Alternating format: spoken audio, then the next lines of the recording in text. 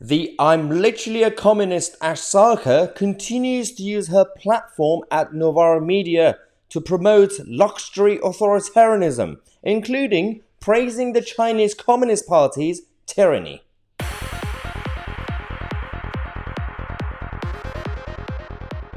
Yep, she's back. Literally a commie. Ash Sarkar. So, there's been so many videos that's been resurfaced from Novara Media and Ash Sarkar. We have so many examples. And again, this is another one that we now have on one of her podcasts at Novara Media with her other commie colleagues talking about the CCP.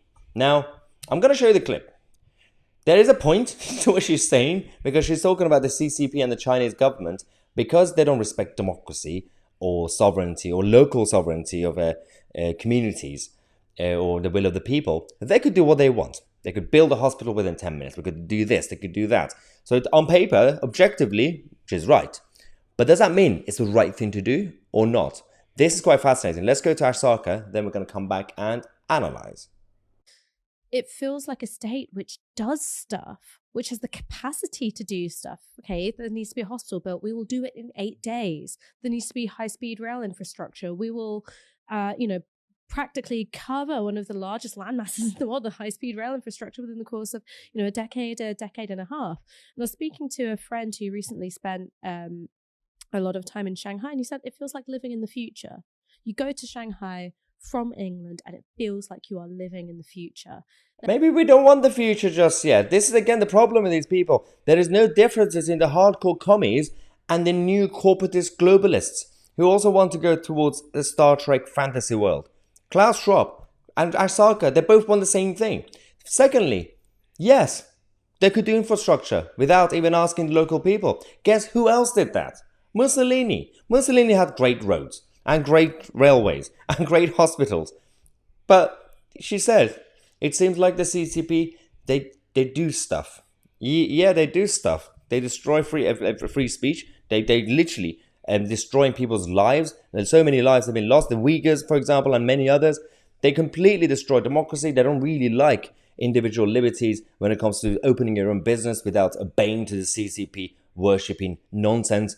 And you think that's the model that we should follow, just because they could build a railway quickly. It is fascinating. On the one hand, they say socialism has not been tried properly. And then on the other hand, they say, well, there's nothing wrong with a bit of authoritarianism. It is fascinating that throughout history, we've never had people fleeing a capitalist state to move to a socialist state. It's always been people fleeing a socialist state to go to a capitalist state, to a free society. That's always a reality. And for those people who say, well, what about the Scandinavians and Nordic countries? They are socialist. Literally, they are not socialist. We know they're not socialist. People still don't really understand, some people, the difference between a society that's built on a capitalist model and a socialist model. They think if you have high taxes or a safety net, or if you nationalize your railways, that is socialism. No, socialism is built on the foundation of who owns the capital, who controls the capital of the country. And that is the biggest difference. For example, when it comes to Denmark, or even Norway and other countries, we have examples where their leaders would come out and defend their nation.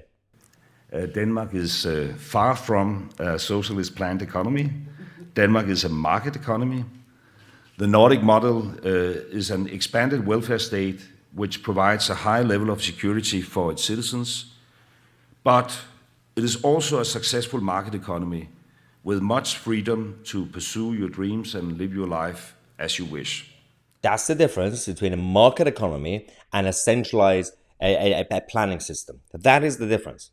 You can have your welfare system, you can have your medium size or high level taxes. Doesn't mean you're a socialist. And now people have been trying to say, wow, then where is a socialist state? We have had socialist states where the capital is not run on some sort of market economy basis. We have examples. We have Cuba, we have North Korea, we have Venezuela, and there are different phrases for them, different terms. They say, well, because the government is communist in North Korea, then that means it's not socialist. Yes, there's the political structure, then there's the economic structure. Political structure could be communist, but the economic structure is still socialist. Literally, communism is about promoting socialism. Marxism was about promoting socialism. It's the same thing. Let's take a quick break, everybody. I think I need a break. I'm going to come back in half an hour and talk to you guys about how Nicola Sturgeon's leadership is apparently the same as Nelson Mandela. That's funny. Wait for the next video on my Tousi, and we are the video.